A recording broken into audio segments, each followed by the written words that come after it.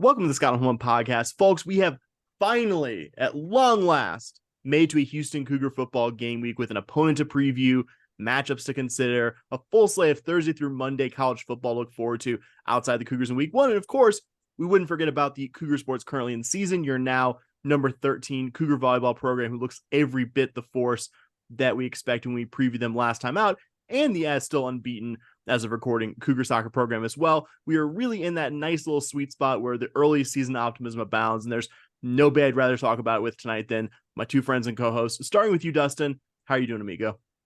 Man, I'm doing fantastic. It's Cougar football game week. The University of Houston is still undefeated in all sports all time as a member of the Big 12, volleyball highest ranking in program history.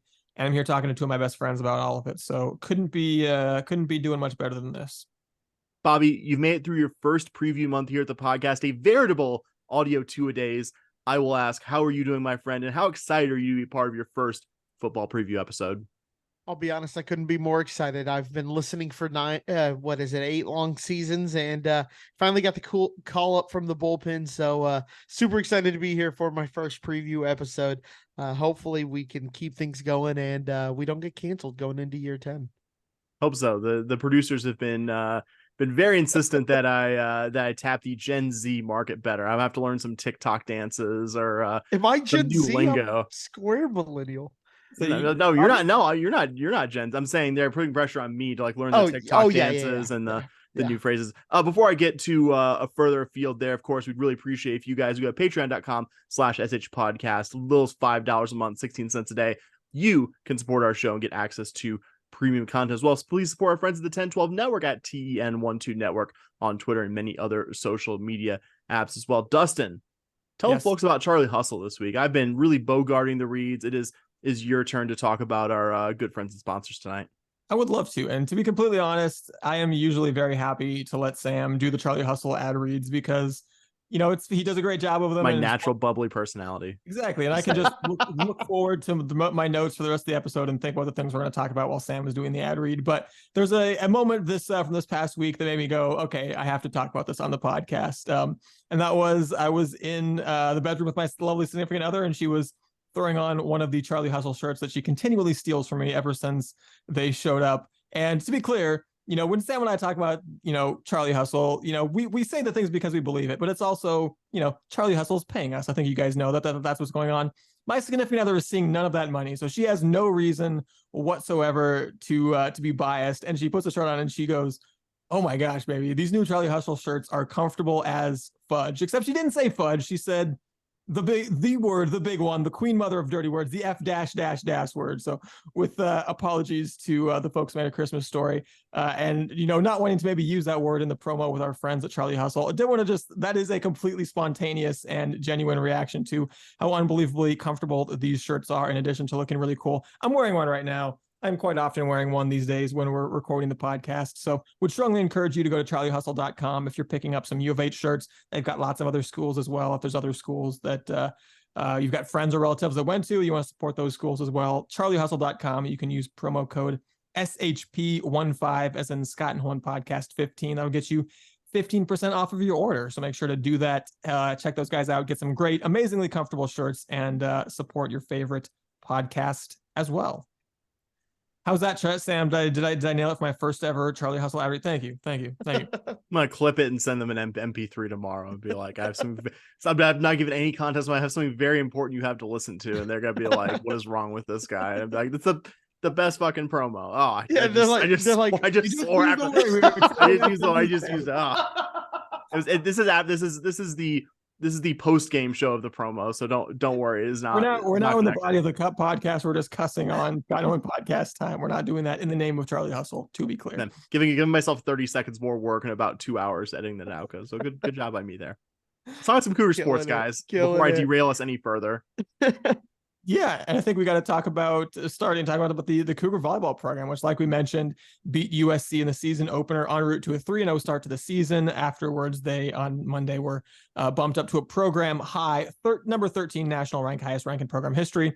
And yeah, I mean, we're going to talk about all three matches, but certainly I think the one that everyone is focused on, the one that we've been focused on for quite some time, was the USC match, which Houston came away with a 3-1 win. It was the match of the weekend. It was the one we've been pleading with you for weeks to show up to is the season opener, the first ranked versus ranked matchup in Fertitta Center volleyball history. And, I think the one match from the previous weekend whose outcome was really in doubt of the three that Houston was playing, and really nothing about it disappointed. The crowd turned up in record numbers. Personally, I got to take in the game with my co-host Bobby, both of our lovely partners and four of our best friends. And then the game was a fantastic showdown of two heavyweights going at it, trading blows, and the Cougars came out on top at the end. So, genuinely, what else could you have asked for? And it was exciting. The Cougars took the first set pretty decisively, closed it out on a 12-4 run to take it 25-16. Then the next two sets real close. USC narrowly took the second set 25-23. And there was a moment in the third set, USC, it was 1-1. USC was up 22-20, kind of looked like they're about to take a 2-1 lead. But all of a sudden you got a huge run right when you needed it. Cougs scored the final 5 points of the match to take it, jump started by some emphatic kills from Kellen Moore and Kenneth Sauer to grab set 3. And they carried that momentum into set 4, scored the first 4 points, led by as many as 8. And when USC started to claw back into it, Houston once again closed strong, scored 4 of the last 5 points to win the set and the match, including once again in that last little run, more bangers from both Kellen Moore and Kenneth Sauer once again, finishing that one off. So, would be hard to be more impressed with Houston, the way they played, guys, in match 1 to start the season. Yeah, that's what I have down in my notes, is that you can't ask for much more out of this game or out of this match. I know when you and I were walking out of the stadium, Dustin, out of Fertitta Center, I just kind of looked at you and I was like, that happened exactly like you wanted to, right? The one set you lost by the closest margin possible. And the other 3 you won pretty emphatically. I know set 3, it wasn't as emphatic as 1 and 4, but at no real point did you get super concerned that this game wasn't going to go U of H's way. And so that was really what I wanted to see out of this team. And it was just really nice to see them go up against a perennial top 25 team and show up as well as they did.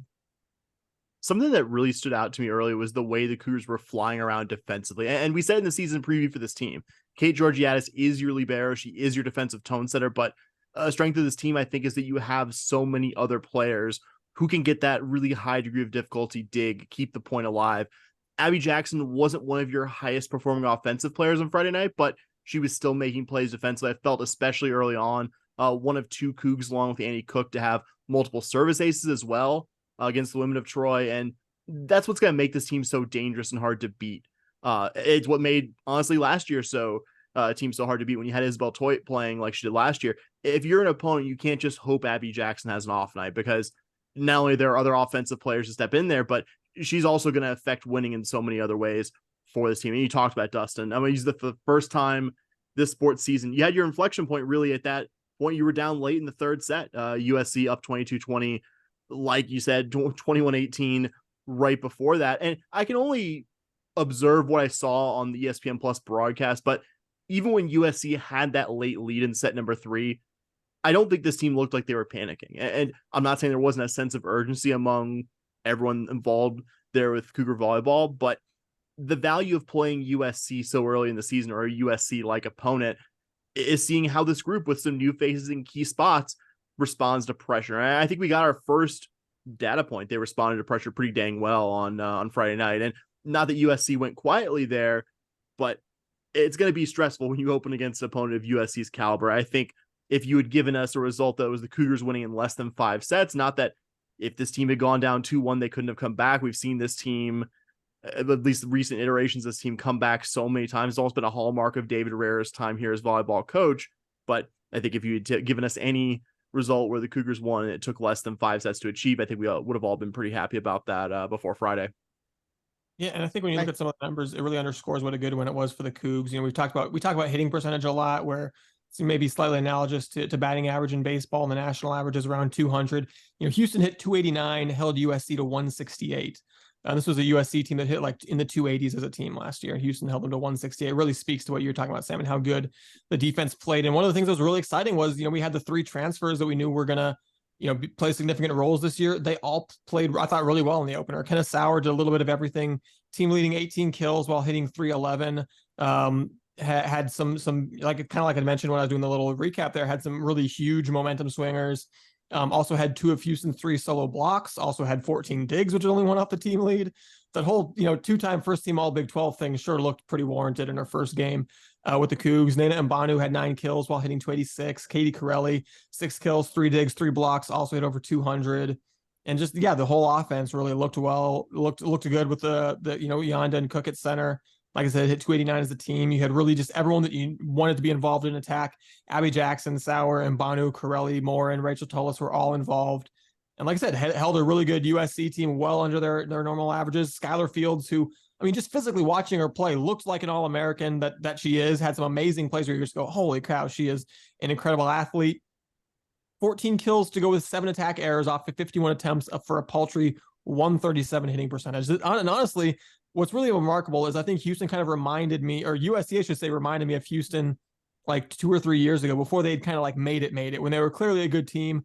They're capable of beating all the bad teams on the schedule. They're capable of being pesky and annoying the real good teams, but the offense was going to Abby Jackson a little bit too often and too predictably, and the opposing defenses could eventually, if they're a really good team, just kind of slow her down, at least not let her beat them. And that's kind of what USC was. They kind of annoyed Houston here and there, and Skylar Fields had some really good plays, but ultimately they went to her a little bit too predictably, and Houston was able to kind of shut her down and not let her beat them and get a win that they fully deserved.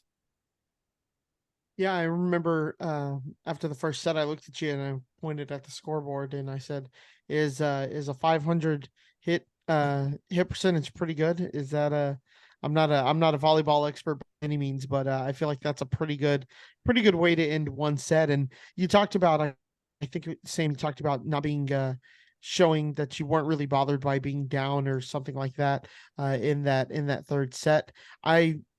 One of the observations I made, and I pointed this out to pretty much everybody who was there, was just observing Coach Rare, just watching the game. He would literally just sit on the bench in one of the seats, legs crossed, arms extended, like we were sitting in the stands. He was just so calm and collected. And very rarely did you see him show a ton of emotion, positive or negative, up until probably that last set when they finally closed the game. It was quite funny. If you weren't there and you could just kind of see it, he looked like he was just kind of watching TV with some friends. I could never dream of being that cool a customer. He is, and again, not for any lack of being an effective volleyball coach, but yeah, just for the pressure of the situation, he, like, from TV, you could tell he was not feeling it the same way. I think, Kenna Sauer is one of the most hyped transfers we've had, regardless of sport. For a body of work that really since this podcast came out there, I can't, 2-time first team, all very good conference selection. We haven't been getting those typically, like, into U of H. We've got some very good transfers, but it's hard to have a better start than she did. I don't think even my most optimistic expectations for her were what she actually did to hit, to be as efficient as she was, to contribute in all areas. Really just couldn't ask for a better debut. And my last thought on this one is I think it's worth reiterating how great the record crowd sounded on TV from someone who had to watch thousands of miles away. Was one coast who could not be there with my good friends here at the Fertitta Center. But I'd imagine there were at least some first-time Cougar volleyball attendees there. And I would like to think that kind of atmosphere, that kind of result will get a lot of those people back in the door and get the people who maybe decided not to attend to come out there for some really big games to come. It was really cool to see that kind of crowd for the Cougars, to see this team playing another top 25 opponent to start the season. Like, obviously the result is specifically what we're excited about here tonight, but really cool showcase for Cougar volleyball, and hope to see a lot more of those top 25 on top 25 matchups here for the rest of the season. Yeah, the 1904 that came out to that game was a record. I expect that record probably won't stand for too much longer. I feel like we're gonna beat that, because I feel like every time that there's been a big volleyball game for the last half of last season, and now once again we have people tweeting at us like, "Oh man, I'm into Cougar volleyball now." It's really easy to go to a match or even watch a match on TV and get really into supporting this team. And I know that especially once we get into the Big 12, there's going to be some really huge matches at the Fertitta Center that hopefully, some of the ones that came out to USC keep that in mind. And once they see teams like UCF and UT Austin on the schedule, they're going to want to come out and be part of a fantastic home court advantage. And then with the rest of the week, the Cougars, as we mentioned, managed to avoid the letdown after facing USC. They beat their remaining 2 opponents in Southern Miss and McNeese State, and certainly Southern Miss, I should say, was a little bit peskier than I thought they were going to be. They The Cougs were able to take the first two sets reasonably comfortably, 25-21, 25-18, but the Golden Eagles didn't go away, scrapped and clawed, took the third set 25-23 before the Cougs closed them out 25-22. And this wasn't a USM team, like I said, that I was really giving too much credence to, but they also took a set off of top 25 Rice team in their season opener, so they may actually have a half decent squad there. And after the transfers got a lot of shine in the opener, this one was the Abby Jackson show. She had 18 kills in this one to pace the Cougs, along with 14 digs for a double-double. Kenna Sauer recorded her second straight double-double with 11 kills and 15 digs. And then, a little bit less surprising on Sunday, we got the bloodbath we expected versus McNeese, 25-13, 25-12, 25-12. McNeese only had one more kill than attack errors at 19 versus 18, meaning they very nearly had a hit percentage of 0, which would have been fun, but instead it was a totally respectable 0.010. Nina Mbanu, first Cougar double-digit kill performance, 11 kills to lead the team while hitting over 500. So, like I said, after you beat USC, you kind of knew that was a tough one, but good to see the Cougs taking care of business the rest of the way as well. Yeah, I have. Oh, I'm sorry. I was just going to say, yeah, I have in my notes that you can't really ask for much more over the weekend from that. And maybe you'd like to see Southern Miss get put away in a sweep, but beggars can't be choosers, right?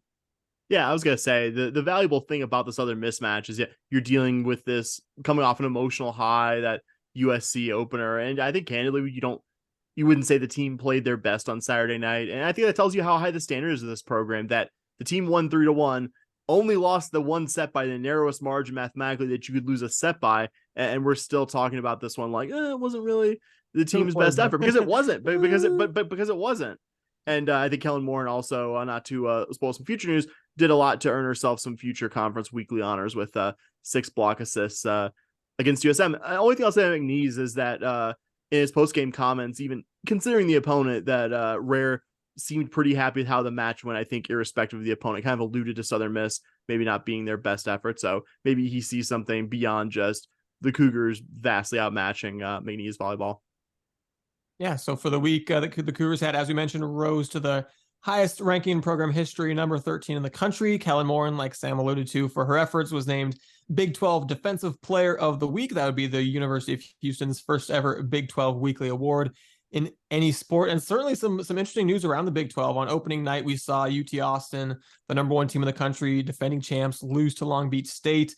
Also on opening night, BYU beat number 5 Pitt on a neutral site, which saw the other Cougars rise from, I believe it was like number 16 or 17 to number 9 in the polls now this week. So you've got the Longhorns, I believe, are still at 7, in addition to BYU and U of H right on their heels. Baylor at 16, Kansas in 23, also in the top 25, UCF and Iowa State also receiving votes. So real exciting week and real interesting week around the Big 12. And I think certainly the Big 12 race even only got a little bit more interesting after the first week than what it already was.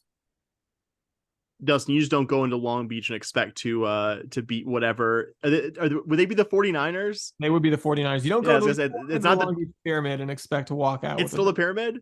I assume. I don't know. I'm guessing that they're still playing at the Pyramid. I was going to make a Pyramid reference. You're going to be like, Sam, the Long Beach stopped playing the Pyramid in 2004. Like that's how unsure that reference I was. I'm definitely not Googling this. Someone to talk to. Go ahead and all right. And the Cougars will be back in action at the Texas State Invitational in beautiful, saying marvelous Texas, as I am obligated to say, playing UNT on Friday at 4 p.m. The Mean Green, I think, had themselves a pretty solid opening weekend. They went 2-1 at Colorado's Buffs Invitational. Had a somewhat eye-catching 3-0 win over the defending Mountain West champs UNLV, and also beat Campbell while losing to the hosts. Colorado had a trio of preseason AAC all-conference selections as well, heavy on the offensive players, a couple of outside hitters and a middle blocker as well. But I think the one I'm most curious about is the host Bobcats on Saturday. Texas State's won 14 conference matches each of the last 2 seasons, but graduated just about every offensive player who saw even I would say a cameo role. Last year, they looked like a very different team. They were picked, I believe, second in their division of the Sun Belt, but probably should be one the Cougars win, but you can't overlook a program like Texas State that has had some recent volleyball success, and that I'm sure is going to get a good home crowd for which is kind of crazy to say, even though we know it's objectively true. We are a named volleyball opponent now. We are a team that the opponent says, come out and see us play number, whatever low number is Houston. So excited to see if they get a big crowd out there for the Cougars. Maybe certainly the first big road test for this team. Yeah, I'm excited to report that the match Long Beach State did in fact beat UT Austin in the pyramid, so that I was correct in my my assumption there. But yeah, no, I kind of agree with your assessment that there's some things to like about UNT and Texas State. Both started I believe 2-1, but the Bobcats, their one loss was getting thumped in straight sets by number 24 Tennessee. It's a ranked team, but also Texas State didn't get to even 20 points in any of the 3 sets that they got swept there. You saw UNT get swept by a not top 25, not even receiving votes Colorado teams. So, I think certainly that leads you to believe that these are 2 teams that aren't going to just lay over and die for Houston, but, 2 teams that I think if Houston plays the way that they can, that they probably should win. Yep, those are games that if you are looking to make a Final Four run, that like this team is looking to do this year, that you I don't want to say don't have any problem with, but you should definitely be coming away with the W on both of those this weekend. Yeah, I think that the next 3 matches that this Hughes team has after this week are going to be really interesting. So I think you have to worry about maybe the look ahead kind of thing there. But I think if Houston, like I said, I think if they remain focused, they'll be just fine. Speaking of just fine, that is how Houston Cougar soccer did this past week, as they got 5-1 and 4-1 victories respectively over Stephen F. Austin and Tarleton State, giving the Cougs now 3 wins in a row after their season opening draw at Washington. Open the week in Nacogdoches facing SFA on the road.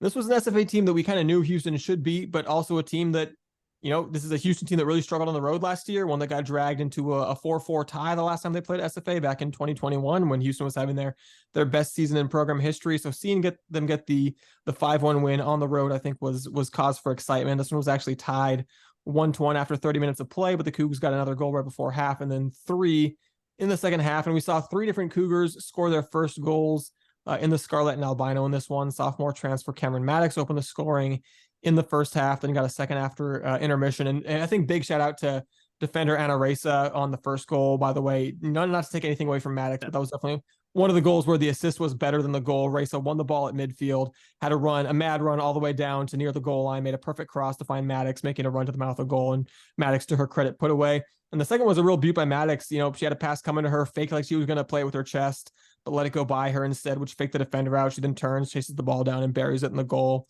We also saw grad transfer Allie Bird score on a header off of a corner kick. Her first goal as a Cougar. That gave the Cougs the lead for good late in the first half. That opened her Cougar count. And then Jaden Masters, 3rd year in the program, but hadn't played any games the first 2 seasons, scored an absolute screamer of a line drive beauty from way outside the box for Houston's 5th and final goal. In the 70th minute, Caitlin Matthews, senior midfielder, got on the score sheet as well. 2nd game in a row, she put one in from distance from nearly the same spot that she did against Southeastern Louisiana. So kind of like I said, it's an SFA team that's only so good, but man, the way that Houston won by the deficit they won with some of the high quality goals that we saw made it still, hard not to get kind of excited watching that one. The one comp you had was Oklahoma State, who beat who's going to be in your conference and beat this SFA team 4-0 in Stillwater open their season. So you're able to equal that margin to score 5 on the road when you didn't score more than 2 away from your home field last year. I think really impressive. And the way they responded in that first 25 minutes, that second half, going to up 2-1, where it's okay, you've been the better team for the first 45 minutes, but the fact that you're letting this team hang around when you've looked better, and they just completely pulled away. I thought the commentators mentioned this, that you didn't really see U of H sit in the lead even when it got to 3-1, 4-1. You saw the Cougars still making really decisive runs, taking some nice shots at the goal. They were playing really aggressive, fluid, and eye-pleasing soccer, which is, I don't think, something we ever witnessed this team do a year ago, even if acknowledging we're talking about the Cougars going against an outmatched opponent here. Cameron Maddox, I think, showed you different things with both goals. Like you said there, Dustin,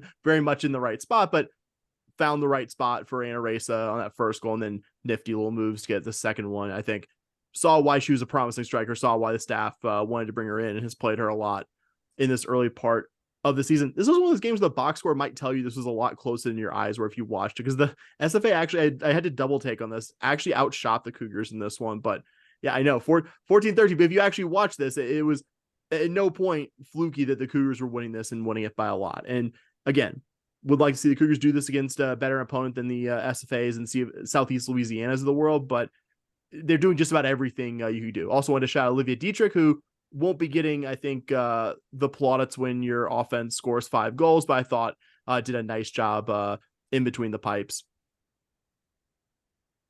Yeah, I mean, the biggest problem we've had with the soccer program over the last couple of years is the fact that they can't put the ball in the net. And yeah, they're putting the ball in the back of the net. So really happy with what you're seeing with the team. And like you said, Sam, the very fluid and kind of pretty soccer that's taking place with the Cougar soccer team is something to be really excited about. So going into the season, one of the biggest concerns was can they score? And so far, so good. Yeah, that continued with a win over Tarleton State at home on Sunday. The Cougars winning 4-1. Another forward transfer, Ramsey Davis, got her first goal as a Coug, pouncing on a loose ball in the box to open the scoring in the 36th minute. A few minutes later, Allie Bird scored for the second straight game off of a slick finish on a nice pass from Sophia Weber, who's been playing real well for the Cougs thus far. Tarleton State did answer pretty quickly with their lone goal to make it a 2-1 Cougar lead at the half for the third straight game, but also for the third straight game, the Cougs pulled away in the second half with a couple of goals. Cameron Maddox took advantage of a misplay by Tarleton defender to score just 15 seconds into the second half. That was her third goal in 2 games. And then senior midfielder Kayla Matthews, not content to have had beautiful goals from distance in 2 straight matches, had what was easily her best goal yet, juking out like 3 different defenders, just in the middle of 3 different Tarleton defenders, finds a little sliver of space, and then hits just a screamer from 20 yards out into the upper top corner of the far post. Just an early candidate for Posker for Player of the Year, in my opinion. Really impressive goal. So, yeah, like I said, I think you have to throw up some strength of schedule asterisks before you get too excited about this team. But, you know, they can only play the teams in front of them. And I guess, kind of like we said, Houston wasn't taking advantage or wasn't, you know, taking care of business against teams like this last year. So, yeah, you have to wait till to see how it translates against good teams. But I think the final scores from this week and the eyeball test as well kind of tell you that this Houston team looks much improved from last year. I was gonna say Dustin Yeah. was effusive in his praise of that Caitlin Matthews goal, and I frankly don't even know if it was enough. It was insane. It was one of the most impossible to save shots that you're gonna see for men's soccer, women's soccer, any level of it. It was a truly fabulous goal by Caitlin Matthews. I think that cannot be overstated. That's all I had to add. Yeah, and like the commentator was like, "Did she shoot that?" I don't even like it was a beautiful goal. You can see how you might think it's like a cross, and it's just so absurd. And then it just ends up in the net, and everyone was shocked by it. But what a goal! When you've got 3 defenders all around you, you're not supposed to be looking to shoot the ball. You got to the box. You're supposed to be looking to pass it to somebody. She's like, "Nah, I got this." So the Cougs will once again start the week with a road match and then return home on Sunday morning. It'll be a short road trip this time as Houston goes across town to face Rice before hosting Louisiana Tech. Owls seem to have fallen off in recent years after usually being a pretty solid soccer program. They were in the 100s of the RPI last year. Houston actually beat them 3-1 despite not having a year where they beat very many teams 3-1. And, you know, this year for the Owls hasn't really inspired a ton of confidence either. Opened their season losing 2-0 to Incarnate Word before getting demolished by the Longhorns 6-0.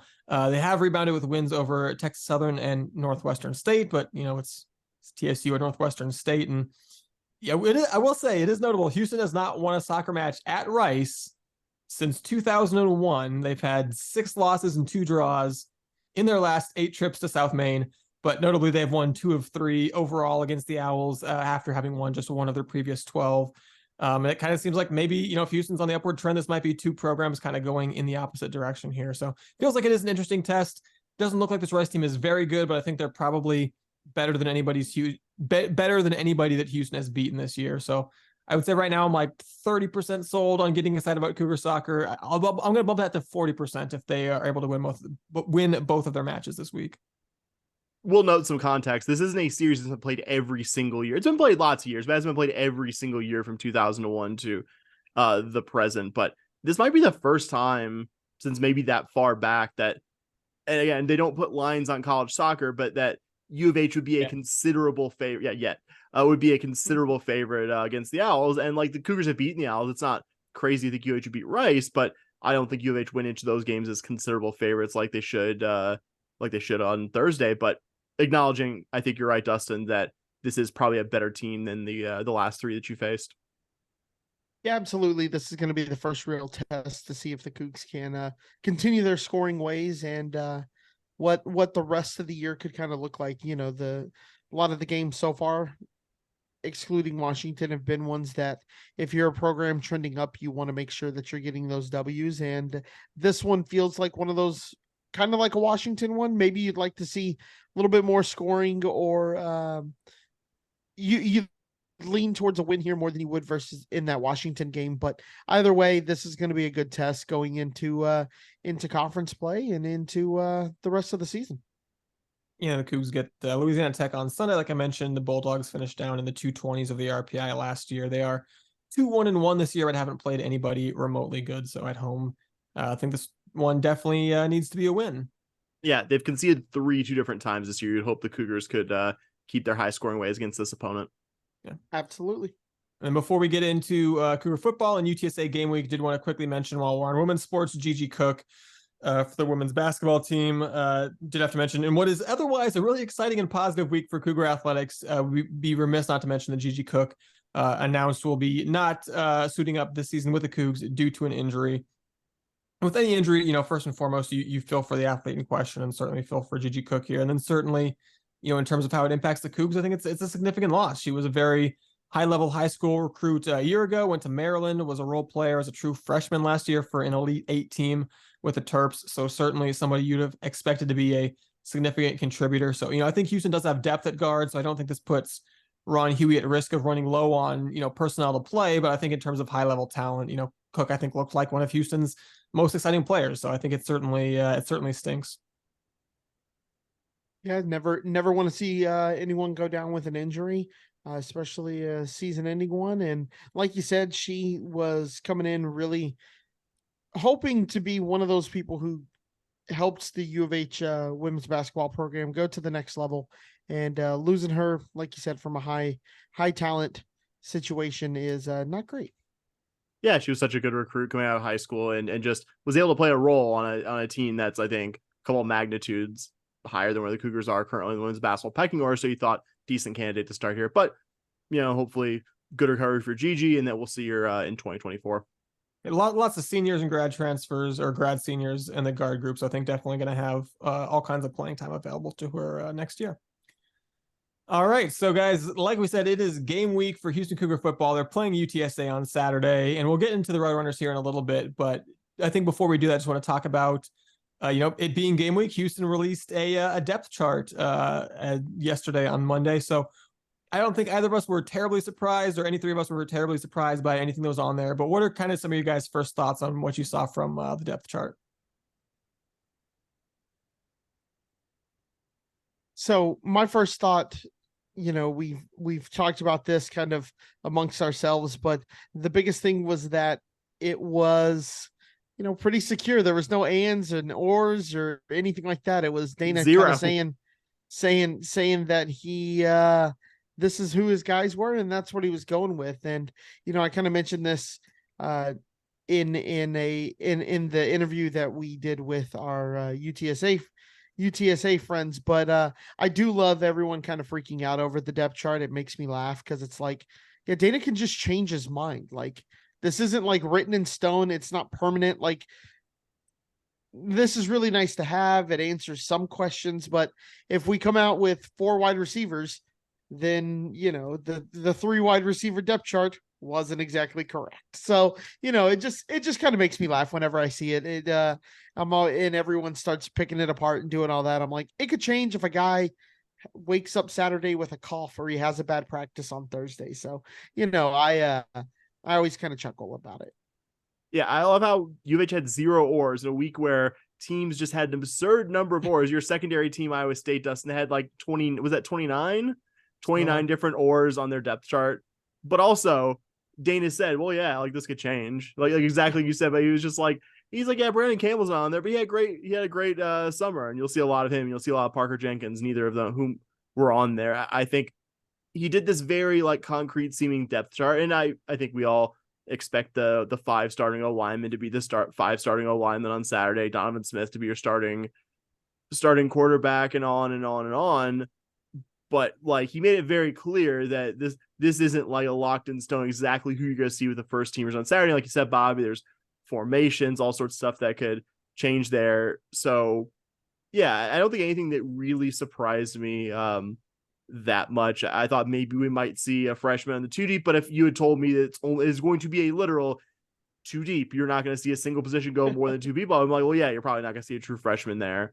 So yeah, cool to see it. Cool to think about a real Cougar football team. And I think that's what we all Cougar fans and non-Cougar fans alike enjoy, is that just the depth chart is this tangible reminder of who's going to be playing when there are actually football games again, which we all get really excited about. But I did, again, probably my favorite thing about Dana is what he chooses to say to the media. And he's just like, yeah, no, like, a lot of this could change. Like, hope you guys aren't too married to this specific grouping of players. So is this depth chart breaking news? It's like, yeah, Dana.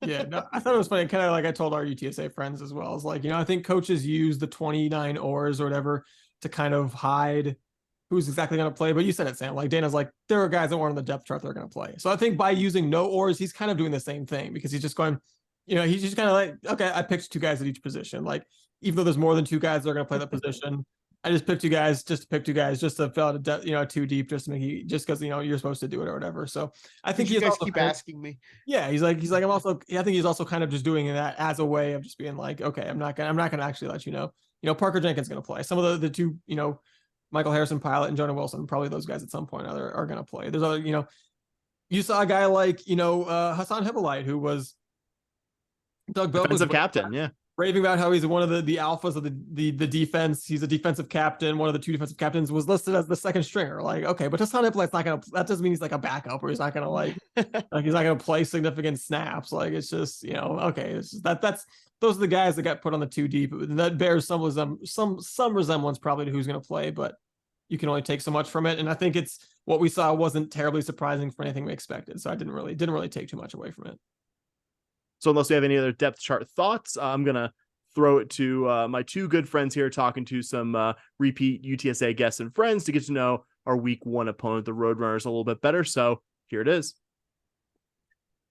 We're extremely excited to be joined on the Scott and Holman podcast by Jared and Adrian from the Alamo Audible podcast. We've had them on before. Always fun talking to these guys ahead of U of H UTSA matchups. So guys, thanks for joining us on the podcast once again. And I know you guys are excited as we are for the upcoming college football season. Yeah, definitely glad to be back. It's always a pleasure.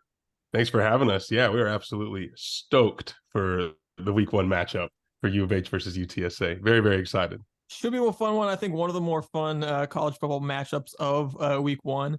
And, I think a lot on the line here. And I think a lot on the line for UTSA. It's a chance at revenge after losing at home to the Cougs last year. It's a chance to land what is newly a Big 12 scalp. It's a chance to forever, I think, establish, I hate to even speak this into existence, but to forever establish yourselves as, thorn in Houston's paw, having previously won the first game in TDECU history, and now with the chance to win Houston's first game as a Big 12 team. And, I think for Houston, I think the vast majority of the focus this offseason, at least the external focus, has been on the move to the Big 12, less so, I think, on the UTSA openers, which is honestly something that worries me a little bit about this game. But I'm curious for y'all as UTSA fans, with UTSA also moving to a new bigger conference this year, how would you compare the amount of focus that over the summer that's been on, joining the American Athletic Conference versus, getting this huge revenge game against the Cougars?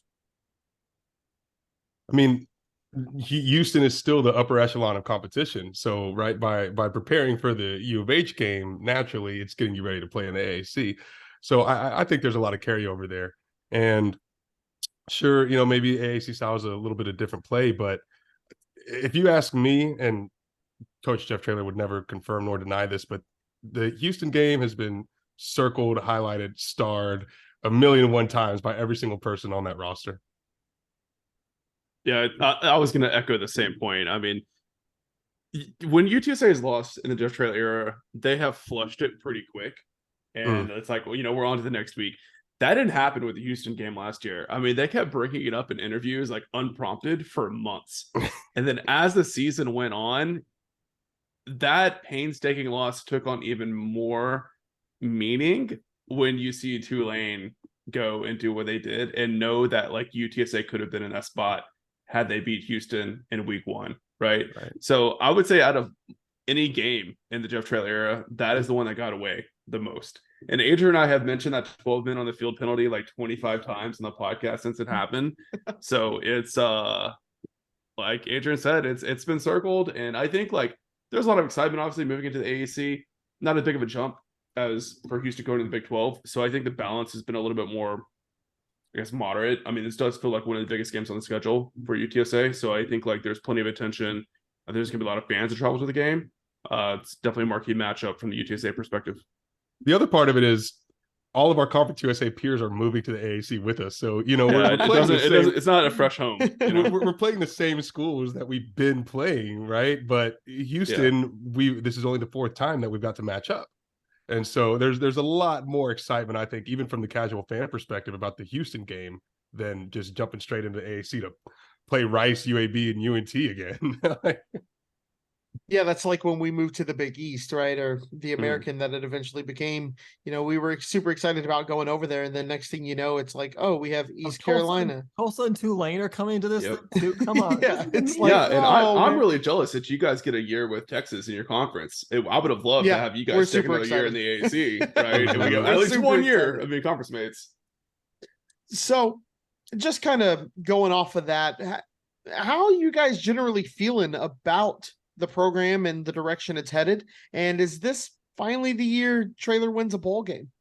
Oh man, I think the direction is great for UTSA. I mean, they just start to look more and more like a big boy G5 program. I think with each passing year, keeping Jeff Traylor has been an absolute coup. As you guys are well aware, it's tough to keep a coach of that caliber at the G5 level, especially when you have the resource constraints like UTSA has. But we see them kind of catching up with like that top tier of G5 program, you know, as far as like off the field support goes.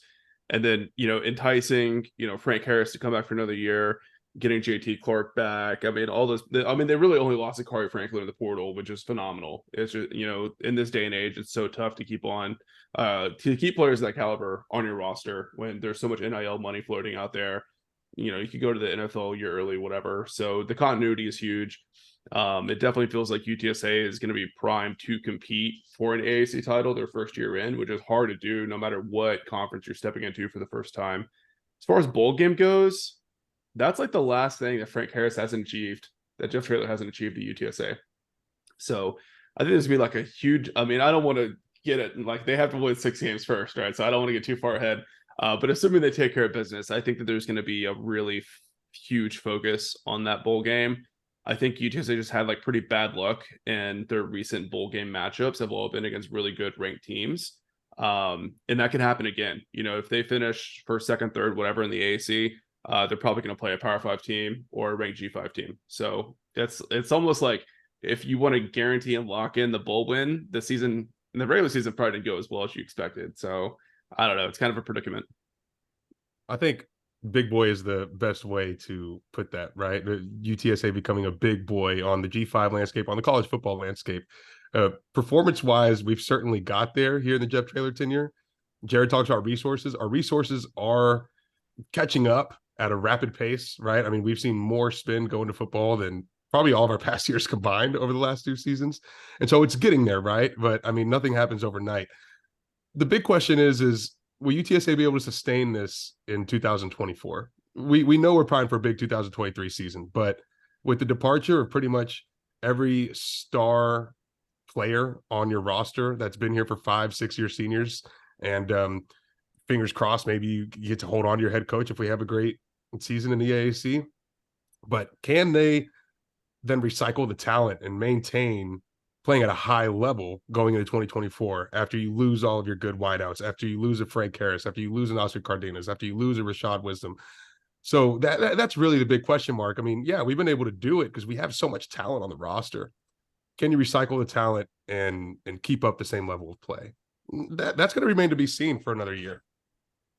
All right, so getting to this year's team, Dave Campbell's Texas Football just had recently a really tremendous piece on UTSA quarterback Frank Harris and how badly injured he was over the offseason, how much constant pain he was in, how he had told coaches that he wanted to medically retire. So do you expect him to be hampered at all by any of that coming into the season, or does it seem like he's relatively at 100% good to go? So everything we've heard from an official capacity is that he's the same Frank as he ever was. Reading how awful the injury was in the recovery, it's hard to believe that, to be honest with you. And we haven't seen him in game action. You know, obviously in practice, you're not getting hit. It's a controlled environment, right? Even when you do take off and run in practice, you know, you're not going the same 100%. like you would in a game. So I think like there's that kind of doubt, at least in the back of my mind. Hopefully it's not in the back of Frank's mind, obviously, but it's definitely something to watch for sure. And I think like if things don't pan out this season for UTSA the way people are kind of predicting they will, Frank's injury would probably be a big part of why they might turn out that way.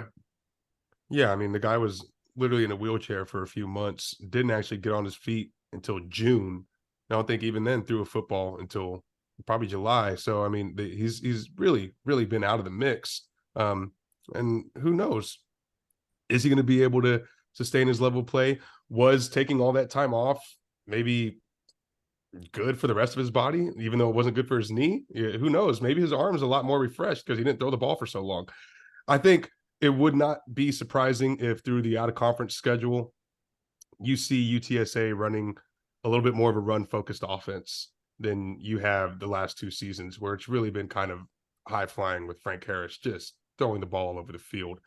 The jury's still out on how healthy he's going to be, and I think you've really got to play that slowly.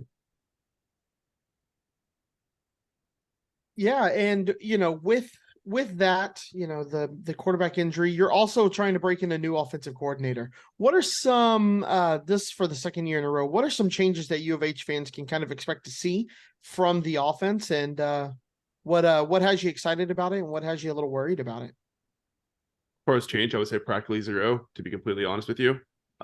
Very much an intentional in-house promotion to keep the band playing the same symphony that they've been playing the past couple of years, right?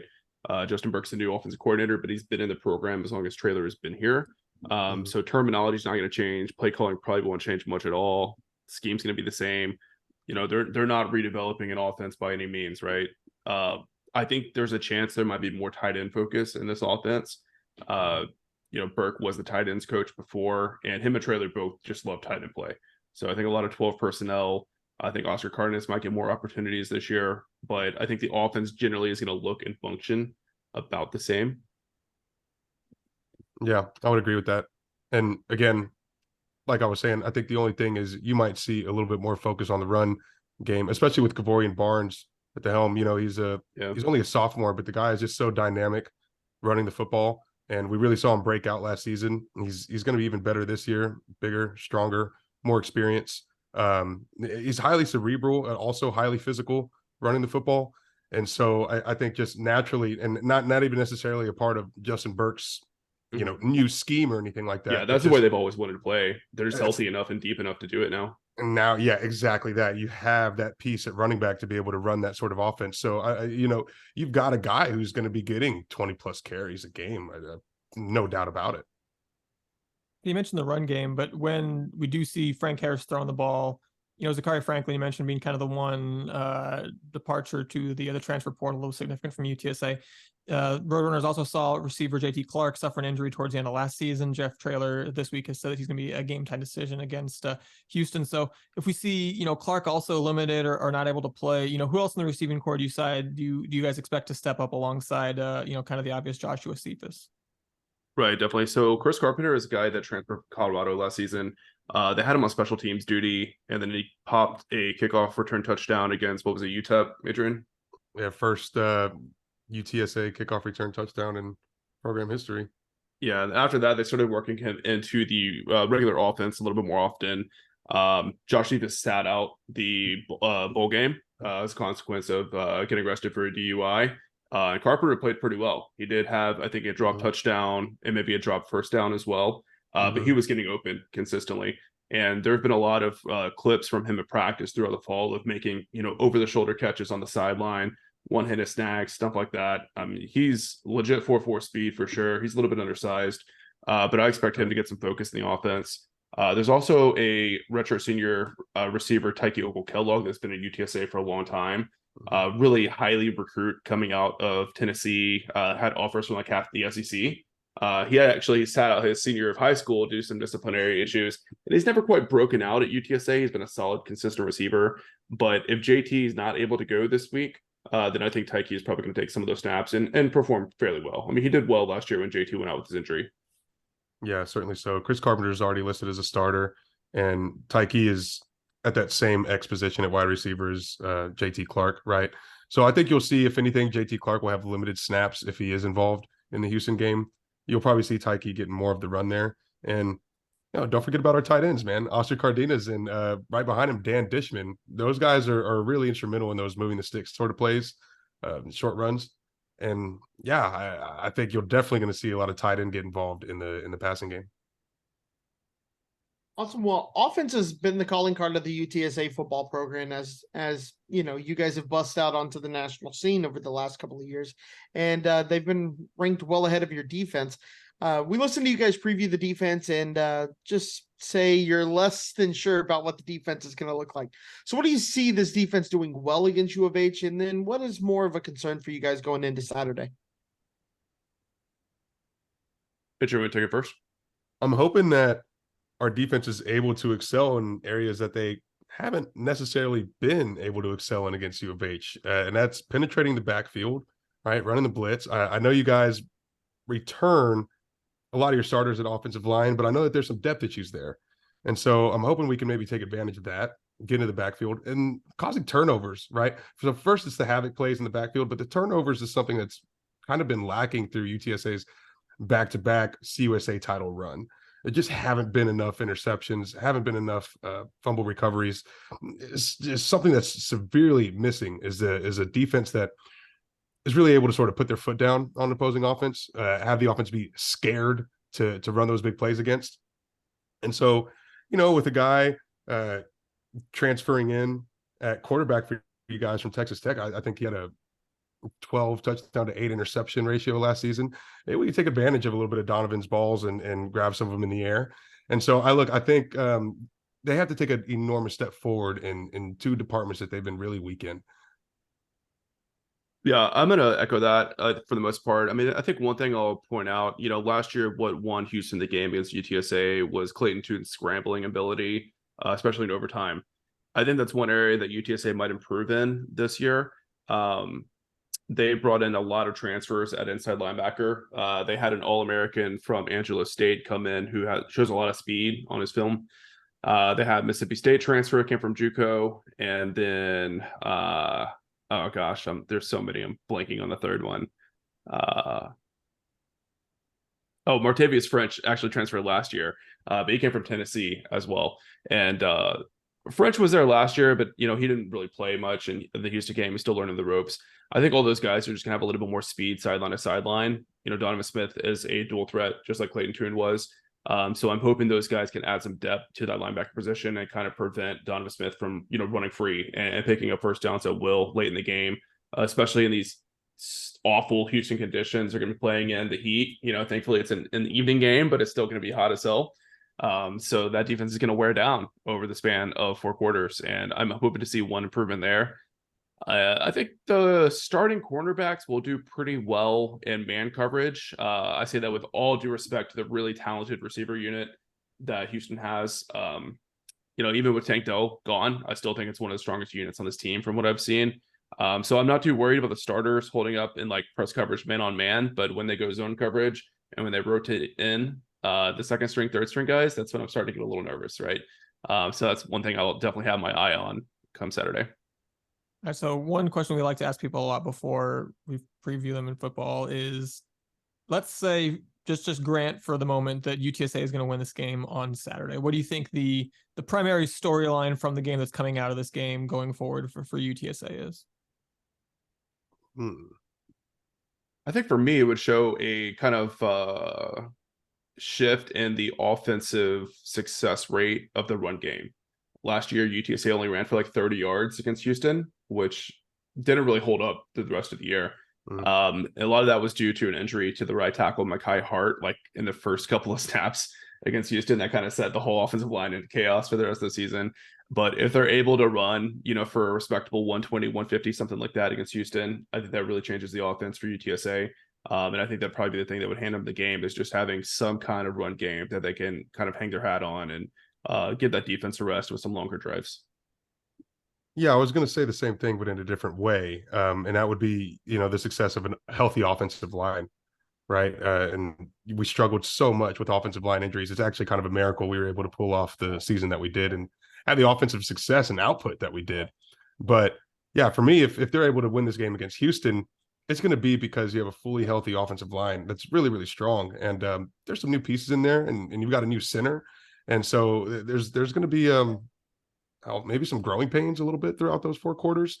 But if those guys can hold up and open up the holes that Kavorian Barnes needs, provide Frank Harris the protection that he needs, yeah, I think that'll be the storyline. It'll be about the offensive line really going to be able to lead this team into the AAC.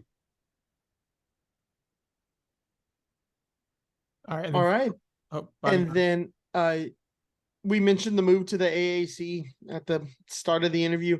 And as a big picture question, kind of to close this out, what ways do you think that UTSA is well prepared for your move to the AAC? And where is there still maybe some ground to make up on your new AAC peers, the ones that have stayed behind that didn't join us in the Big 12?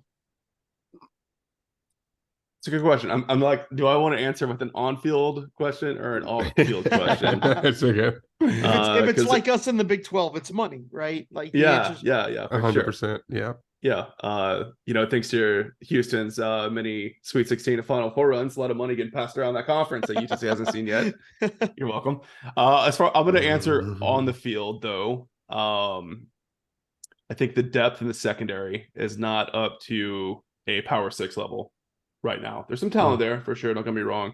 But I think it could be a lot better for sure. Size, speed, experience, all of that. I think that when they face offenses like some of these AAC, pass happy offenses that put up crazy stats, I'm really worried about how that secondary is going to hold up down the stretch, especially if injuries come into play. Where they're good at, defensive line, I think, is probably one of the strongest units in the whole AAC for UTSA. Mm-hmm. And I think that'll continue to hold up throughout the years as well. Yeah, the secondary is a big question mark. I think, look, there's a big difference between then, and albeit we said it earlier, yeah, a lot of Conference USA peers move up with us, but there's still enormous difference in the level of competition from CUSA to the AC. And when we look at a schedule like the one that Tulane played last season and went 12-2 on versus the schedule that UTSA played, it's a night and day difference. I mean, if you put UTSA up against Tulane's 2022 schedule, we don't go 12-2, not by any means. And so there's a big raise in competition that UTSA has got to prepare for. And I think offensively we have the output to do that. Again, you lose a lot of pieces going into 2024. Can the offense sustain that output?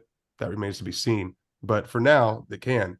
It's more so on the defensive side of the ball where we struggle, right? Creating those havoc plays, creating turnovers, getting stops on a consistent basis, rather than UTSA getting into a shootout week after week after week. It seems like every single game that we play, every single game that we win, it's in a shootout situation. And that's just something you're not going to be able to afford to do at the same success rate that we did in CUSA. So that's something that's got to improve.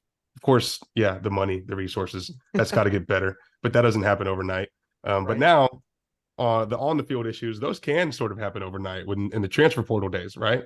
So if UTSA can recycle their offensive talent, maybe get a few more pieces on defense, I think they'll be in good shape to have a lot of sustained success in the AAC. All right, well, Jared, Adrian, thank you so much for your input on the UTSA Roadrunners ahead of this Saturday's season opener. So be sure to let the good folks know where they can find you. I know you're part of like the Dave Campbell podcast network now, so let everyone know where they can find your work for the UTSA Roadrunners. Yeah, it's a lot of syllables. That Dave Campbell's I already messed up. Dave Campbell's Texas Football Republican Football Podcast Network.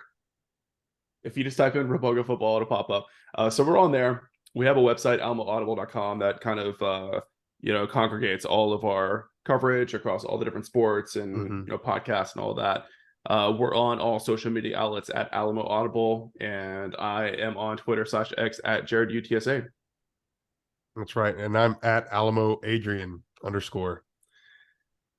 Find us the there. Trailing _. We got to get it out someday.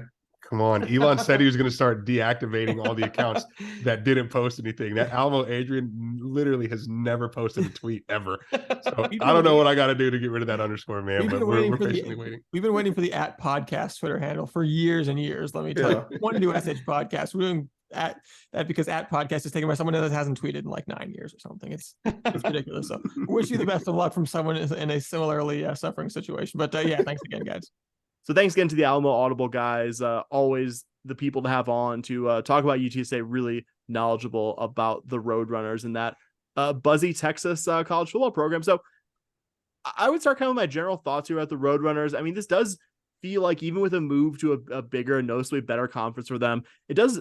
I'm not saying a competitive window closing in the sense that UTSA can't be a good AAC program long term, because I think they absolutely are very much in position to do so. But probably the last year for another 2 or 3, because there's so many upperclassmen guys in this roster, this can be a serious like contending for the group of 5 spot in the New Year's Six Bowl, as long as that system exists as it is through the season. And maybe in a few years, get to a point where you're a competitor for the 12 team, but probably not when this current group of upperclassmen are here. But I still think even with this team being one very much primed and hyped and having this, I think, potential really big breakout season, I don't think it's a team without questions to answer. I think, well, I mean, every program fielding a Division I football team has at least some questions to answer. But I mean, losing your top receiver, Zachary Franklin, to Ole Miss, one of their other top receivers, a guy who played really well against the Cougars last year, JT Clark, has not been fully cleared from an injury. Sounds like there's at least some questions about whether he's going to go on Saturday at TDECU. And that Frank Harris, a guy who, by all accounts, we've been told is 100%, dealt with a really difficult offseason, had 4 procedures. I think it was from an infection from an initial knee surgery there. A guy who's already had a lot of knee problems in his career prior. I think it's fair to ask, even though we've been told that this guy is 100%, that what he went through and what we've read about what he went through, is he going to be 100% his normal self versus U of H? I don't know the answer to that. I'm not saying I know the answer to that, but you can't really simulate live sprinting, live contact, all the things that a quarterback has to deal with on the fly. So I think this is a UTSA team that don't want to ruffle any Cougar feathers, but I don't think it is unfair that this game is a pick 'em. I think right now, as we record, a very slight favorite to UTSA, because I think that's going to be a good team. But I also don't think Jeff Traylor's group doesn't have any questions to answer. It's not fait accompli that they're going to come in here and win by 2 scores and be significantly better football team. Like, I'm not saying it's a consensus opinion, but like I've seen at least in a few corners of the internet. Yeah, I think the big thing for me going into this game, and after talking to the UTSA guys, one of the big things they mentioned was that their confidence in their secondary, right? They said that if they're playing man against our wide receivers, that they have a lot of confidence in that. And I'd have to push back a little bit on that. And when they said it, I was actually kind of excited. I'm like, I hope they do play man against Golden and Manjack. I mean, Manjack had some, the Sports Center top 10 #1 play that game versus them last year. I also think this program in total, I think UTSA very much mirrors U of H from when we started kind of being fans, right? In 2007 and going forward, a G5 school that is in a big city, is a big state school, has some resources, not a ton, but can attract fans. The city, just like in Houston, if you win, the city rallies around you in Houston, right? And that's with any team that is down there. U of H doesn't always have the best fan support, but when they're winning, TDECU gets filled. I think it's the same with the Alamo Dome. Maybe not the full Alamo Dome, because that place is huge, but it just very much feels like a U of H coming up in the G5, in the sense that like they've kept their coach a couple of years, but he could always go at any time. This feels like a school, like you said, Sam, where this feels like their year to win and go to the to New Year's Eve Six Bowl, the New Year's Six Bowl. This feels like their opportunity, and if they don't get it this year, then they're going to get it, or that they won't get it for another 2-3 years while their young upperclassmen underclassmen kind of develop, and then eventually turn into that. And they go every 4 years, they pounce with a new group of recruits, and they come in every 4 years and just make some noise, just like U of H has always done, right? 11, 15. We probably should have been good in 2019. Last year, that's another 4-year cycle. This really feels like a school that when I see them, I think of U of H, where we were when we started playing, becoming fans in pretty much 2007. So this game feels like a game where we're playing them as the new Big 12 school, and they think they got a chance to get a win against a Big 12 school, and their fans are going to come out, be excited for it. And I feel like we're their Texas Tech.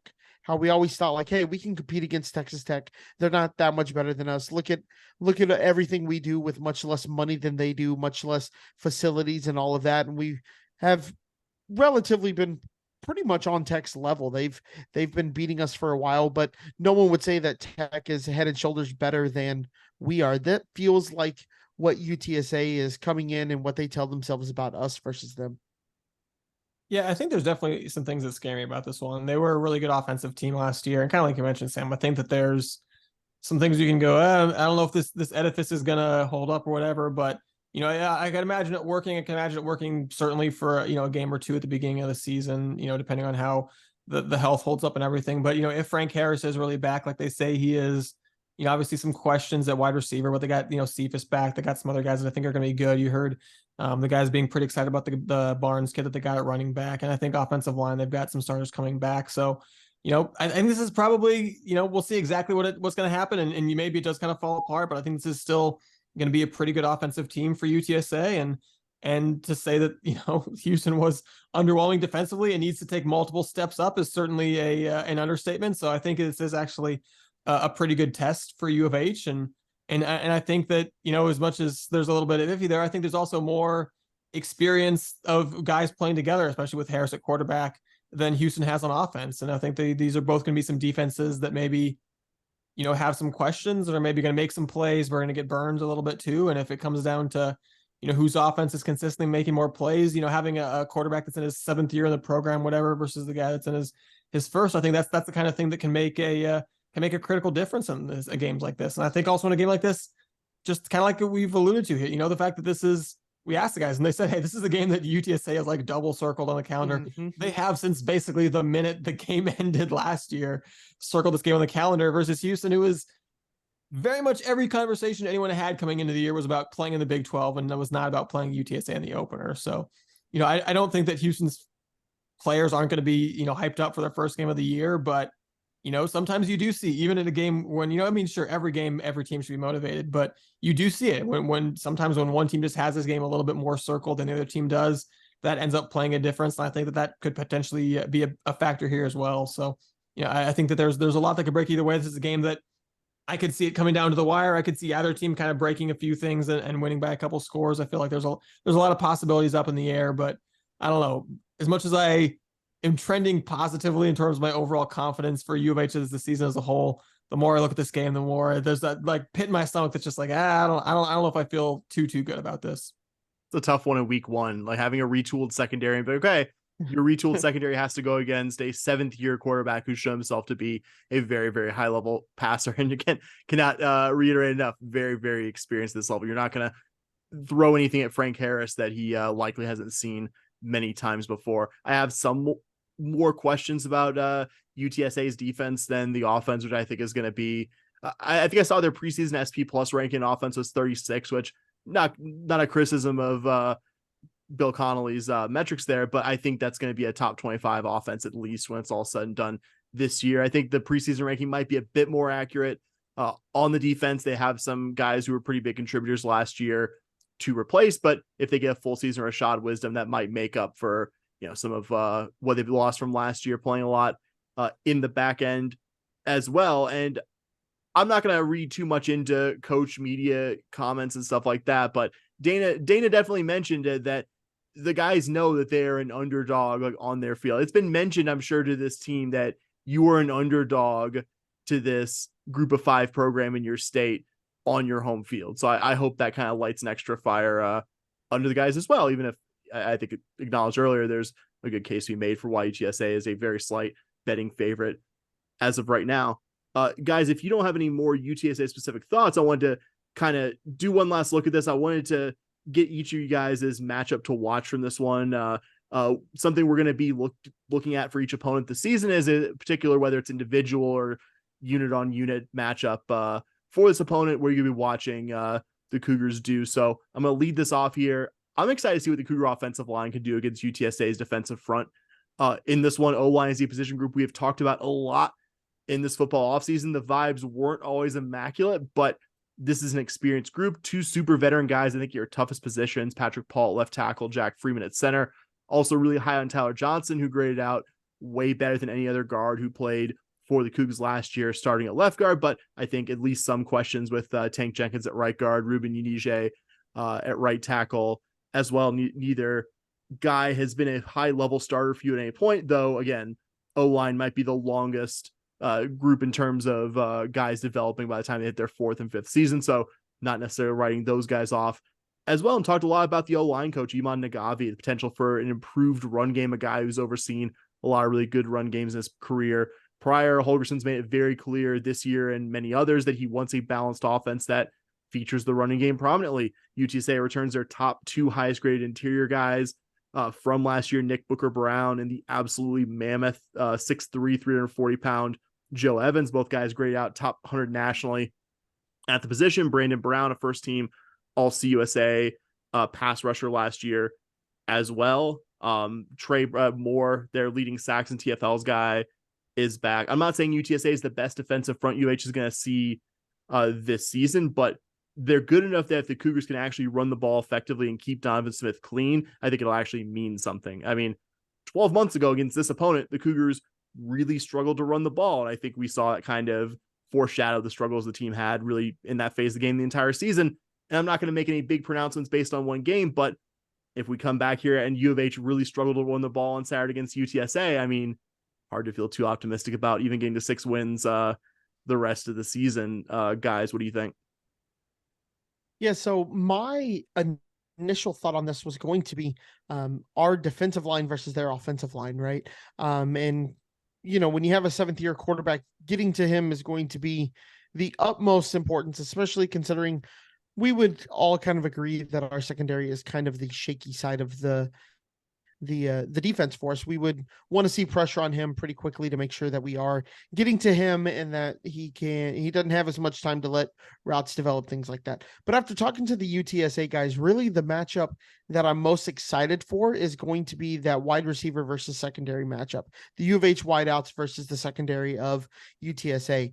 It seems like at least their fan base and talking to their the Alamo Audible guys that they're pretty confident that they're going to be able to lock up those 2 guys, Golden and Manjack. And I don't see it. Those 2 guys right there alone are guys who can really make differences in the offense for us. And if we don't see success with them against this secondary, it's going to be a long season for us against a lot of the Big 12 secondary. So I'm really interested to see how it goes. And yeah, they said a couple of times that, you know, they really want to see our secondary. If they decide to play man against us, they're confident in that. But if they go zoned, you know, some of their depth comes out and then they get a little worried. I'll be honest, when I heard them say that, I really thought that I wanted to see them play man and try and lock those 2 up. I think those 2, Manjack and Holgorsen's saying what a great camp Manjack had. And so getting him out there one-on-one versus a UTSA secondary should be pretty exciting. And I think it's one that if they're creating separation and they're giving easy pass lanes for Donovan Smith, I think it's going to make a huge difference in the score of this game and what this offense could look like if they're able to get separation in this first game. So y'all talked about already kind of some of the on-field matchups that are catching my eye, but when we discussed this in the group chat, I believe Sam said some words to this effect of, I can interpret my matchup to watch any way that I want. So since I said that correctly. Yep. Kind of took the literal on-field matchups a little bit that I was going to talk about. So I went this a little bit more creative. So my matchup to watch is our fans versus their fans, or maybe our fans versus themselves, maybe is the best way to put it. I'll kind of explain what I mean. You guys can sort out what I should have said up top, but you know, I'm not suggesting that there's any question which fan base will have more fans there. Houston will, but you know, even though there were more UTSA fans at the Alamo Dome last year, there were enough U of H fans to make an impact. And I expect the same will be true with UTSA's traveling contingent in this one. And if you go to enough sporting events where the visiting team brings a decent crowd, you're going to see occasionally the game where the home team falls behind early. Suddenly the visiting crowd is making all the noise because all the the home fans are kind of sitting on their hands, not knowing what to do. And suddenly it kind of sounds like a home game for the road team. And as excited as I think the Houston crowd will be for the home opener and for the start to the Big 12 era, if it's 14-0 UTSA or something like that, does the Houston crowd fall into the, oh crap, here we go again mode and just kind of check out? This, like I said, they will. Yeah, I mean, this game feels like a toss-up, and in toss-up games, things like crowd, can matter. And Houston played arguably its 4 best games of the year last year on the road, and so neither the Houston players nor the Houston fans have really had a moment in a couple of seasons where they've kind of had a big win together. And the Houston fans, as excited as they are about the Big 12 move, aren't 100% sold on the coach, obviously, which obviously when things get a little rocky, if you go, okay, but we know we trust our coach, makes it a little easier to stay checked in versus when you're kind of like, oh, here we go again with this guy or whatever. So, I don't know. Does the Houston crowd stay locked in even when UTSA is making plays? I don't know, and that's going to matter because UTSA, regardless of how the game goes, they're going to make some plays. They're going to make some big plays. They're a good team. This isn't going to be 31-7 Houston or anything like that. So just seeing how the crowd kind of reacts to the ups and downs of this game and are there Big 12 dreams of the crowd suddenly going to be dashed by, what is UTSA? Not that UTSA is not a good team. I think everyone knows UTSA is a good team, but, is this like, oh, here we go again with UTSA spoiling a season opener? I don't know. So I'm real curious to see what kind of crowd turns up, if it's something close to a sellout, what the exact ratio is, and whether or not the Houston fans stay involved and kind of engaged throughout. I like it. Even though a little different than my interpretation, I like it a lot. Fellas, do we have anything else to talk about with the Roadrunners and Cougars in Saturday's season opener? I don't think Lord so. help us. Oh, I mean, no, I don't. Please win this game. God. We probably need it to get to a bowl game. Let's win this game. It's one of those times where I really wish like Sam Houston State was the first game. We get UTSA in week 2, so it's like okay, like we can iron some things out. Nope, right into the frying pan. It's like little Giants when they're Giants, help us, God. Like I just feel that like Cougars, help us, Please God. Man. So do want to mention real quick while we're talking Cougar football before we move on to the Big 12 and the college football week to come. Josh Jones this week traded to the Texans, where he joins Tank Dell and Case Keenum. All 3 survived final roster cuts that were announced recently. There's also reporting coming out that the Cougs. I'm getting so excited. The Texans are looking at adding DeAnthony Jones, who was an undrafted free agent that got picked up by the Bears. Reportedly, just had a really impressive preseason, but got waived anyway. So I don't know, man. I was pretty certain I was never going to cheer for the Texans in my life, but if they've got Tank Dell, Case Keenum, Josh Jones, looking at DeAnthony Jones, man, I might. I don't know if I want to make it out to a game, but I might actually have to pay a little attention to the Texans. So I guess good on them for doing the impossible and getting my winning my fandom after all. Yeah, someone who whined and moaned a lot about that. Like three different U of H alums on the Texans roster blows my mind. Sorry, Bobby. No. You're fine. I was just about to say I've never bought a jersey as an adult never bought a jersey as an adult. I think a Dell 13 is my lucky number. Like a Dell 13 jersey is just, but the big question is, do I get it in? I was like deep steel blue. I don't want battle red. Or, you should know these colors. What Columbia is white? What is Columbia the white one? No, it's not called Columbia white though. Okay, you probably know. But yeah, deep steel blue for sure is and then it's battle red. I can't remember the white one, but yeah, it's just going to be a matter of which one do I want and am I willing to pay like $120 for it? Liberty White. I knew that one. Oh gosh. You know what? I'm not mad. I'm disappointed in myself. Boys. And you know what really does the trick to washing out disappointment, Bobby? Thinking about college football and thinking about week 1. Let's go, boys. So we kind of in the same format as our preview. We're kind of doing that same, the show and tell format. We're going to talk about our 3 or 4 Big 12 teams we're following out there because as you know out there are exactly 11 other Big 12 teams that are competing with football teams this year. So we're going to kind of 11. check in on those 11 teams between the 3 of us over the course of the season. So I will start this out. K-State is playing Southeast Missouri. It is very late. I'm not going to talk about this game at all. Really, really quick. I wish there was some kind of social media filter where I don't have to see any tweet or post from somebody whose team is playing an FCS team. I don't give a flying fuck that you rushed for 350 yards. You did it against a team that's going to go 3-8.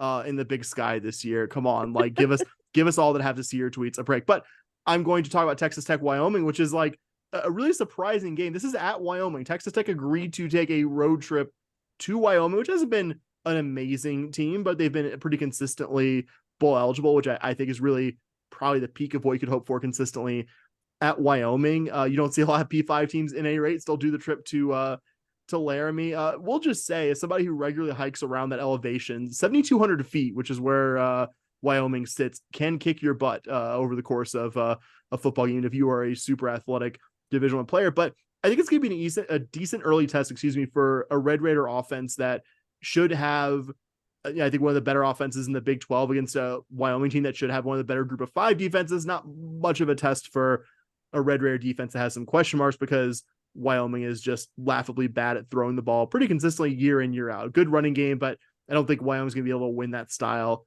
against the Red Raiders. So that's an interesting one there. BYU is hosting the very first FBS game in the history of Sam Houston State football. I think the biggest BYU questions are on defense, but kind of like the Red Raiders, I don't know if this opponent is going to give really any meaningful answers to those questions. Sam Houston is projected to be the 131st offense in Division I FBS by SP+, so probably will at least give the BYU defense one night of looking pretty decent. I don't think Sam's even named their starting quarterback, but I think really the only other use this game has is that the Saturday night, late night slate, not the greatest, fellas. So Sam Houston BYU is probably a top 2 game because there are like 3 games that are on after 9 p.m. Central, any cable network there. But hey, first FBS game for the Bearcats with a K. That is a future opponent, so I'll probably at least watch a little bit of the game I DVR'd there for it. Is everyone ready to hear about the one game that actually like might be I don't know how to say, not be competitive, but will definitely be against another Power 5 opponent? Probably the toughest test that any Big 12 team is taking on this year, is West Virginia is going to Penn State to start their season, which, man, if you're Neil Brown and you're in a season where everyone's like, yeah, this guy has to like win a good number of games not to get fired, you probably don't want to open on the road against a top 5 opponent at a place, whatever you think of Penn State. And most of what I think about it is not the best. One of the tougher places to play in college football. Preseason number 7, West Virginia is decidedly not in the preseason top 25. And even if you're someone pretty high on the Mountaineers, this is going to be a really tough test. The Nittany Lions do have a new starting quarterback, uber high recruit, consensus 5-star Drew Aller from the class of 2022. He will be getting his first start for the Nittany Lions on Saturday. And I'll be curious now what's going to be, in all likelihood, a pretty run first West Virginia offense. Can they do anything against a defense that's projected to be in the national top 5, pretty stout against the run? If West Virginia keeps this one competitive for 4 quarters, guys, I really think they should feel good about how things went. And that's not even me trying to take a dig. Penn State's going to be really good, and that's a real difficult way to open the season there, fellas. Do you have any thoughts about the various games I just mentioned? No, I'm just jealous you have actual FBS versus FBS games to preview, because none of my teams are playing FBS teams this week, but that's fine. So it'll be quick then, Dustin. Tell us about all these FCS opponents. So yeah, 4 for 4 facing FCS opponents. And, while I'd say I'd favor all 4 of my Big 12 teams to win, I feel like there are 3 games where there's like a non-zero chance of an upset. So if I had to answer, like, gun in my head, yes, no, does one of my 4 teams get upset by an FCS team? I'd probably pick no, but I wouldn't feel real great about it. And partly because I don't like some of the FCS teams that they scheduled. Kansas hosts Missouri State on Friday. Bears played Arkansas within 11 last year, played Oklahoma State within 7 the year before that. So it's maybe not the FCS team I would schedule. Bobby Petrino had been the head coach for Missouri State the past 3 seasons. I had really memory hold until I was doing this. He's now the offensive coordinator for Texas A&M. I had forgotten that that's what they did. He was like at UNLV for a week too. Swear to God. And then the Bears promoted 34-year-old defensive coordinator Ryan Beard to head coach. Will be his first game. So this actually has been a defense-first Missouri State team the last few years. So as far as FCS teams go, this is actually something of a test for the high-flying Kansas offense. Certainly the game I'm most worried about is my beloved Cyclones hosting Northern Iowa. And as an Iowa State fan, I just need them to stop scheduling UNI, please and thank you. The Panthers always seem to give the Cyclones a tough game. I would say it's actually won 3 straight times against the UNI, but the last 2 games were a 16-10 final and a triple overtime win, respectively. And UNI beat ISU in 3 of their 7 matchups prior to the Cyclones' current 3-game winning streak in the series. UNI notably hasn't been an FCS playoff team since 2019, or hasn't won an FCS playoff game since 2019, missed the tournament entirely last year. So this may not be a classic UNI team, but given all the turmoil at Iowa State this offseason, man, would have loved to see them schedule like the last place team in the MEAC or something, but alas. And then finally, you've got Cincinnati hosting Eastern Kentucky. This is the Colonels team that was an FCS playoff team last year, lost by 1 score to a 9-win Eastern Michigan team and beat a 6-win Bowling Green team in 7 overtimes. So, maybe a little bit tougher of an FCS game than ideal I'd like if I'm a Cincinnati fan and about to watch my team break in a new head coach for the first game. But I will say Oklahoma State did this right, scheduling Central Arkansas, a Bears team that's pretty mid by even FCS standards, got smoked by Ole Miss last year, lost by 19 to Arkansas State the year before. That is what I want to see in an FCS opponent. And I say that fully realizing that I'm probably jinxing the hell out of Oklahoma State. All right. So my 3, I have Baylor versus Texas State. And honestly, what do you want me to say about it? Baylor's 27.5-point favorites. As GJ Kinney is a college head coach, a guy we watched play in our time as friends and fans. We are Sorry. old, buddy. That's all I had to add on that one. We are. Stuff's going to have to go crazy to get an upset here. I'm not going to bore you with statistics and what all the teams did last year. Baylor should beat them by 1 million. UCF versus Kent State. Just take what I said last time. If you could just edit that in, Sam. UCF should, I think they're like 30-point favorites. It's something ridiculous like that. Kent State had a coaching change and all their promising guys were like, yeah, I'm going to the portal. So yeah. The Golden Flashes, I don't see being much of a competition for the Central Florida Golden Knights. So, nothing too crazy there. And then the big game, I would say, is probably the game of the week that everyone's super excited for. Maybe in the entire Big 12 is going to be Colorado visiting TCU and the return of Deion Sanders to the metro area in which he created a charter school and managed to bankrupt it in about 3 years. So Deion returns to the scene of the crime. The media is making a huge deal out of this one, and they're making a huge deal out of Colorado. Like Colorado is going to, win 8-9 games this year. Like Colorado won 1 game last year, and they turned over most of their roster, which if you win 1 game, you probably should. And then he brought in a lot of talent. Like, honestly, Deion's brought in some talent. I see them being good. I don't see them being as good as everyone is saying they're going to be this year. I think in the Pac-12, a really competitive Pac-12, I think if they come away with 3 wins this year, that's a massive improvement for them. And I don't see them really keeping it close versus TCU. TCU is, I want to say they're like 20.5-point favorites. So I could see TCU really pulling away with this one. The big thing that's going to happen for TCU is, like I said in the Big 12 preview, is their starting quarterback going to be able to replace Max Duggan even a little bit? All those things that the coaching staff saw in him last year when they named him the starter over Duggan, is he able to show that on the field versus a Colorado team in which we don't know a ton about? So this game, because it has Deion attached to it, it is prime real estate in the Fox Big Noon kickoff game. So it's going to be a big game. It's a valuable time slot for Fox Sports. They're putting it on ahead of a lot of Big Ten games and things like that. So it'll be interesting to watch, but I do think TCU is going to come away with this one pretty easily. Bobby not letting the prime prep story die. I like it. Was the prime a moment ago intentional or unintentional? You said prime real estate.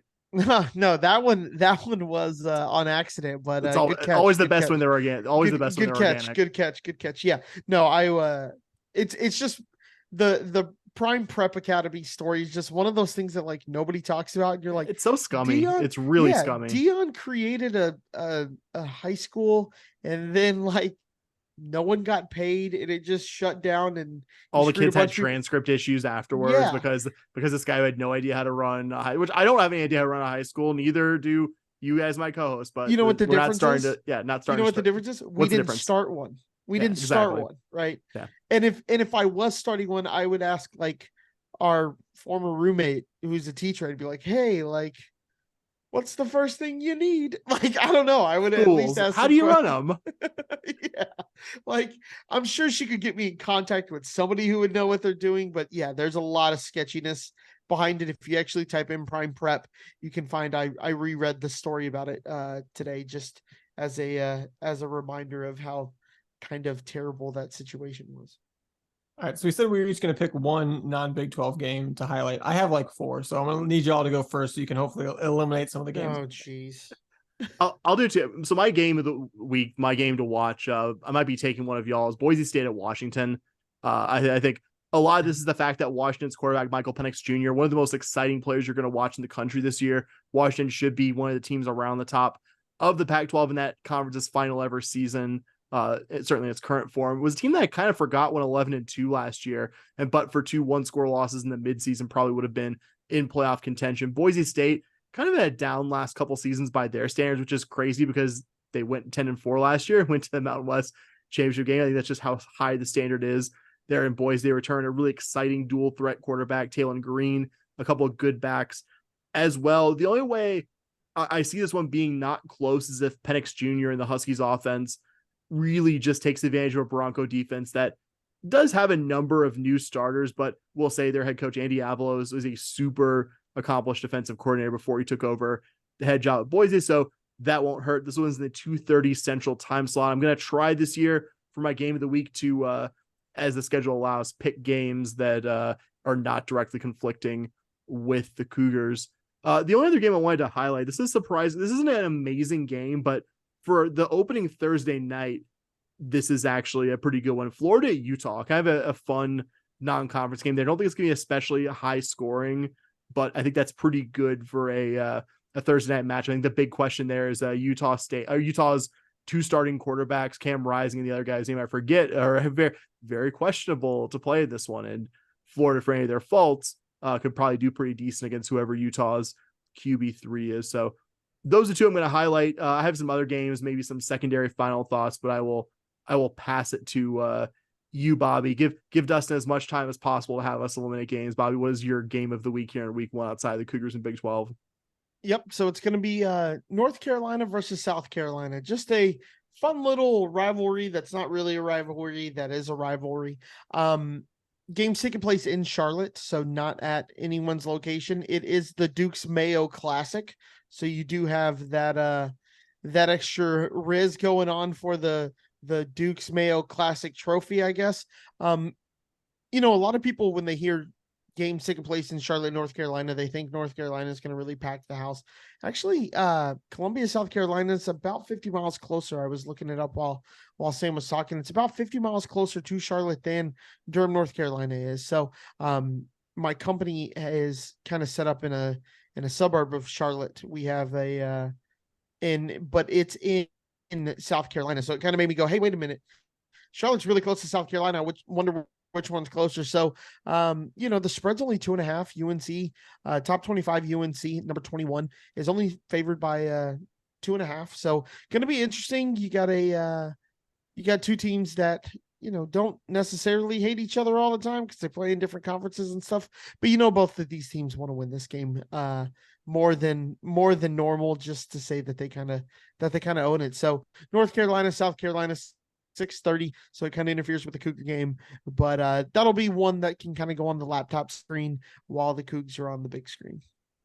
I love that you used Durham to describe where North Carolina is, which is of course where Duke is. So it's Chapel Hill, whatever. You're gonna have some just fear. I know there's a lot of UNC fans that listen to our podcast for some reason. They're gonna be furious with you, Bobby. We actually drove that, Dustin. It is like literally less than 10 minutes to go from Durham to Chapel Hill. It's just like I kind of knew that fact, but I was like, geez, these really are right here. My bad. Yeah, I knew the difference as soon as you said it. I was like, fine, Chapel Hill. It's Durham Metro. It's the same. Oh, same thing. Look, Dustin got pedantic about something. He called me out. Shocking. No, Sam, you mentioned 2 of the games that I had. The Urban Meyer Bowl on Thursday is gonna be a fun one. It was a 3-point game in Gainesville last year. Just today, I saw apparently there's like some reporting that Florida like reached out to Cam Rising through back channels over the offseason to try to like persuade him to enter the portal and come to Florida. So I think it's a game that's going to have a lot of on a Thursday slate that is otherwise lacking in juice. You mentioned the Boise Washington game. Excited about that one.